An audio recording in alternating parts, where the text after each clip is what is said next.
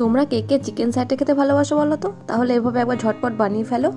চিকেনগুলোকে ভালো করে নিয়ে ধুয়ে পিস পিস করে তার মধ্যে একটু নুন, হলুদ আর এই লঙ্কা, আদা আর একটু জিরে বাটা ভালো করে মিশিয়ে দিয়ে আর গোলমরিচের গুঁড়ো দিয়ে ভালো করে ম্যারিনেট করে কিছুক্ষণের জন্য চাপা দিয়ে রেখে দিতে পারো।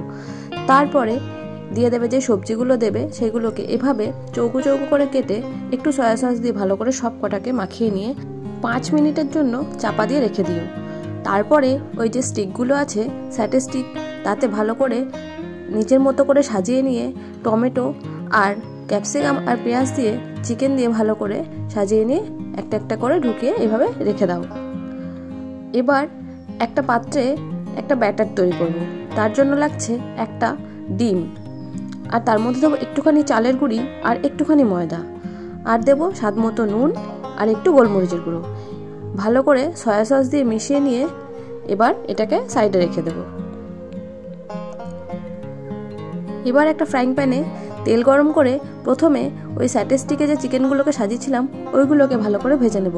খুব বেশি নয়, মোটামুটি 3 মিনিটের মতো ভাজলেই হয়ে যাবে। যাতে ওই কাঁচা ভাবটা না থাকে তার জন্য আগে থেকে ভেজে নিচ্ছি। এবার এগুলোকে সাইড করে তুলে রেখে ওই ব্যাটারটাই ডুবিয়ে নিয়ে আবার ভাজবো, তাহলেই হয়ে যাবে আমাদের চিকেন স্যাটে।